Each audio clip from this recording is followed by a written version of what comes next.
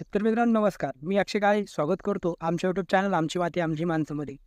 तर शेतकरी मित्रांनो आपण आजच्या व्हिडिओमध्ये कारले दोडका पिकातील भुरी रोग नियंत्रण कसे करायचे याबद्दलची संपूर्ण माहिती बघणार आहोत. त्यामुळे शेतकरी मित्रांनो हा व्हिडिओ पूर्ण बघा आणि तुम्ही जर आमच्या यूट्यूब चॅनलवर नवीन असाल तर चॅनलला सबस्क्राईब करायला अजिबात विसरू नका.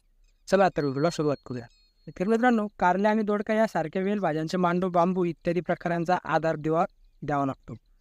कारली व दोडका यांच्या वाढीचे व मशागतीची सूत्रे जवळजवळ सारखीच आहेत. कारल्याच्या मोठ्या शहरात तर दोडक्यांची स्थानिक बाजारपेठेत नेहमीच चांगली मागणी असते. तसेच दोन्ही पिकांमध्ये येणाऱ्या प्रमुख रोगांपैकी भुरी म्हणजेच पावडर मिल्डू या रोगाबद्दल आपण जाणून घेणार आहोत व त्यांच्यावर नियंत्रण कसे करायचे हे आपण या व्हिडिओमध्ये बघणार आहोत. तर शेतकरी मित्रांनो भुरी या रोगाबद्दल सांगायचे झाले तर या रोगाच्या वाढीसाठी थंड आणि कोरडे हवामान पोषक असतात. रोगाचा प्रादुर्भाव सुरुवातीला जुन्या पानांवर किंवा बोंद्यांजवळील पानांवर मोठ्या प्रमाणात प्रादुर्भाव आपल्याला त्या ठिकाणी पाहायला मिळतो. झाडांच्या पानावर फुलकळी तसेच देठावर भुरकट रंगाचे बुरशी टिपके त्या ठिकाणी दिसून येतात. कालांतराने झाडाची पाने पिवळे पडून गळून जातात. तसेच प्रकाश संश्लेषण क्रियामध्ये अडथळा निर्माण होतो. या भुरी रोगाच्या एकात्मिक व्यवस्थापनासाठी आपल्याला पुढील बाबी लक्षात घेणे खूप महत्त्वाचे आहे. भुरी रोगात सहनशीलता असणाऱ्या वाणांची निवड त्या ठिकाणी आपण केली पाहिजे.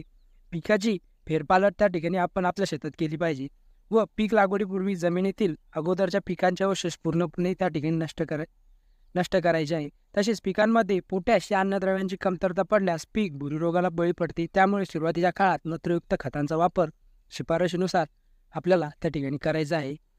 तसेच पोटॅश आणि कॅल्शियमयुक्त खतांचा वापर त्या ठिकाणी वाढवायचा आहे जेणेकरून पीक भुरी रोगाला बळी पडणार नाही. भुरी रोगाचा प्रादुर्भाव झाल्यास सुरुवातीला जैविक पद्धतीचा अवलंब त्या ठिकाणी करायचा आहे. यासाठी बॅसिलिस सबटिलिस 45 मिली प्रति 15 ते 20 लिटर पाण्यामध्ये घेऊन 10 ते 15 दिवसांच्या अंतराने 2 वेळा किंवा 3 वेळा आपल्याला फवारणी करायची आहे.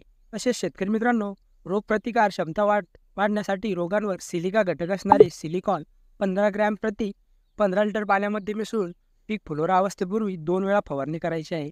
आणि जर तरीही रोगाचा प्रादुर्भाव कमी झाला नाही तर रोको 10 ग्रॅम प्रति 15 लिटर पाण्यामध्ये घेऊन फवारणी करायची आहे किंवा कॉन्टॉप प्लस 30 मिली प्रतिपंप किंवा अवतार 30 ग्रॅम प्रतिपंप घेऊन तुम्हाला फवारणी करायची आहे.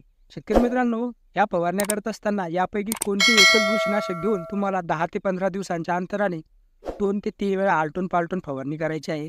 अशा पद्धतीने तुम्ही नियोजन केल्यास रासायनिक घटकांचा वापर कमी होईल. तसेच रोग नियंत्रणास चांगली मदत त्या ठिकाणी होईल आणि उत्पादन वाढेल.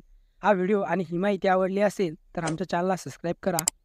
तसेच हा व्हिडिओ इतर शेतकरी बांधवांसोबत नक्की शेअर करा. पुन्हा भेटूया अशाच एका नव्या व्हिडिओमध्ये नवीन माहितीसह. तोपर्यंत धन्यवाद. जय जवान जय किसान.